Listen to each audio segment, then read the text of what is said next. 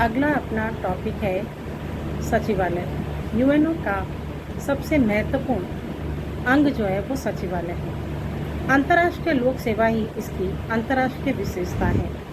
इसमें स्थायी सेवाओं के व्यक्ति काम करते हैं, अतः ये एक स्थायी संस्था है जिसका काम निरंतर चलता रहता है। यह महासभा व सुरक्षा परिषद के नियतकालीन अधिवेशनों को वास्तविक, स्थायी और सार्वभौमिक स्वरूप प्रदान करता है। अंतर्राष्ट्रीय व्यवस्था में यह केंद्र बिंदु है। इसके बिना संपूर्ण संयुक्त राष्ट्र सूचना व सहयोग से वंचित रह जाएगा या दूर हो जाएगा। इसका जो संगठन है वह यह है कि यह संयुक्त राष्ट्र का एक प्रशासनिक अंग होने के कारण इसमें महासचिव तथा अन्य कर्मचारी भी होते हैं। महासचिव की नियुक्ति महासभा द्वारा सुरक्षा परिषद की सिफारिश पर की जाती है। चार्टर यह भी उल्लेख करता है कि न तो महासचिव और न ही कोई कर्मचारी बाहरी व्यक्ति से न तो आदेश मांगेंगे और न ही आदेशों की पालना करेंगे, क्योंकि नियुक्ति के बाद अपने कार्यकाल में सचिवालय के सभी कर्मचारी विश्व नागरिक हो जाते हैं और वे केवल विश्व संस्था के प्रति ही निष्ठावान होते हैं। यह एक बहुत बड़ा प्रशासनिक तंत्र है जिसमें 8 विभाग हैं। नंबर 1 सुरक्षा परिषद संबंधी कार्यों का विभाग, नंबर 2 आर्थिक विभाग, नंबर 3 सामाजिक कार्यों का विभाग, नंबर 4 न्याय क्षेत्रों के सूचना विभाग, नंबर 5 सार्वजनिक सूचना विभाग, नंबर 6 सम्मेलन तथा सामान्य सेवा विभाग, नंबर 7 प्रशासनिक तथा वित्तीय सेवा विभाग, नंबर 8 विधि विभाग। प्रत्येक विभाग का एक अध्यक्ष एवं एक उप महासचिव होता है। उप महासचिव की नियुक्ति महासचिव के द्वारा की जाती है और उससे यह अपेक्षा की जाती है कि विभिन्न क्षेत्रों का समुचित प्रतिनिधित्व हो। महासचिव की नियुक्ति 5 वर्ष के लिए की जाती है और प्रथम महासचिव ऋग्वेली थे जो कि नॉर्वे से थे। इनका जो प्रमुख कार्य है वह है सामान्य प्रशासन और बैठकों में भाग लेना।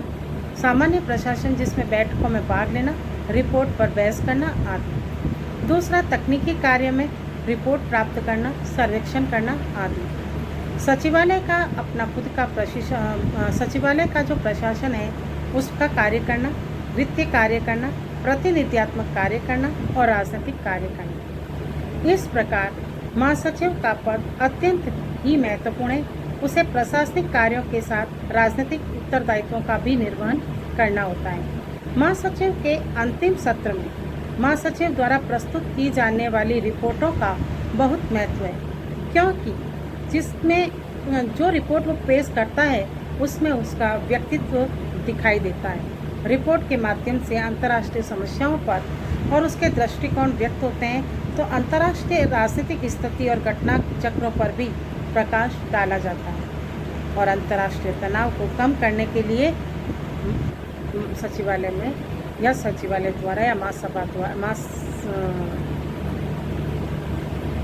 महासचिव द्वारा सुझाव भी दिए जाते हैं। Thank you. उसे न्यायालय के सम्मुख पेश कर सकते हैं। यूएनओ की अन्य संस्थाएं भी किसी कानूनी प्रश्न पर न्यायालय के परामर्श ले सकती है। व्यक्तिगत झगड़ों को निपटारे करने के लिए या व्यक्तिगत झगड़ों को निपटाने का यह मंच नहीं है। यह न्याय संबंधी प्रधान उपकरण है जिसका कार्य उस विधान के अनुसार होगा जो यूएनओ के चार्टर के में निहित होता है। प्रत्येक सदस्य का कर्तव्य है कि वह अंतर्राष्ट्रीय न्यायालय के निर्णयों का ठीक से पालन करें। इसकी स्थापना हेग में 3 अप्रैल 1946 को हुई। अंतर्राष्ट्रीय न्यायालय का संविधान 70 अनुच्छेदों में है। इसमें न्यायालय के अधिकार क्षेत्र, कार्य संचालन नियम, सभी आवश्यक बातें दी गई हैं। इसका जो संगठन है वो है न्यायाधीशों, जजों की संख्या जो है वो 15 है। अपने में से ही एक सभापति और उप सभापति को 3 वर्ष के लिए चुनते हैं। न्यायाधीशों का चुनाव योग्यता के आधार पर होता है। ये अपने राष्ट्र के ख्याति प्राप्त विधिवेता होते हैं। अंतर्राष्ट्रीय कानून के विशेषज्ञ भी ये माने जाते हैं। एक से अधिक न्यायाधीश के ही राष्ट्र के न हो, यह ध्यान रखना अति आवश्यक है। कई बार क्या होता है कि एक राष्ट्र के अधिक जज नियुक्त कर दिए जाते हैं, जो कि अनुचित है। हालांकि इस चीज़ का विशेष ध्यान रखा जाता है। निर्णय बहुमत के द्वारा लिए जाते हैं। बहुमत न होने की स्थिति में सभापति के निर्णय को ही मान्य माना जाता है। इसके जो भाषा है वो है फ्रेंच और अंग्रेजी। इसके जो क्षेत्राधिकार है वो 3 प्रकार के हैं। पहला है ऐच्छिक क्षेत्राधिकार, जिसमें आर्टिकल 36 के अनुसार उन सभी मामलों पर विचार कर सकता है जिनको संबंधित राज्य न्यायालय के समक्ष प्रस्तुत करता है। दूसरा इसका क्षेत्राधिकार है वो अनिवार्य क्षेत्राधिकार है। राज्य स्वयं घोषणा द्वारा इन क्षेत्रों में न्यायालय के आवश्यक क्षेत्राधिकार को स्वीकार कर लेता है, जैसे संधि की व्याख्या करना, अंतर्राष्ट्रीय कानून के क्षेत्रों को परिभाषित करना, अंतर्राष्ट्रीय कर्तव्य का उल्लंघन होने पर व्यवस्था करना या उल्लंघन के क्षतिपूर्ति का स्वरूप और परिणाम भी घोषित करना। तीसरा इसका महत्वपूर्ण क्षेत्राधिकार है परामर्शात्मक क्षेत्राधिकार। इस क्षेत्राधिकार के अंतर्गत महासभा व सुरक्षा परिषद किसी भी कानूनी प्रश्न पर अंतर्राष्ट्रीय न्यायालय का परामर्श मांग सकती है। अन्य अभिकरण भी परामर्श ले सकती है।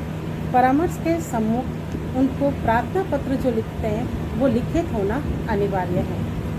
न्यायालय का परामर्श मात्र परामर्श होता है, ये जरूरी नहीं है, एक बाध्यता भी नहीं है कि वो उनके परामर्श को माने ही, या कोई भी संस्था या कोई भी अभिकरण उन परामर्श को स्वीकार करे या माने, इसके लिए बाध्य नहीं है। वादों के जो प्रकार हैं, किस प्रकार के वाद से अंतर्राष्ट्रीय न्यायालय में लाए जाते हैं, जो है कि अंतर्राष्ट्रीय संधियां व समझौते, परंपराएं एवं रीति रिवाज, मान्यता प्राप्त कानूनों के सामान्य सिद्धांत, भिन्न भिन्न राष्ट्रों व विधिवेताओं द्वारा दिए गए निर्णय। हालांकि इसका कोई भी बाध्यकारी, इसके पास बाध्यकारी शक्ति नहीं है, पर इनके निर्णय के पीछे फिर भी अनेक मसलों को, अनेक मामलों को निपटाया गया है, सुलझाया गया है।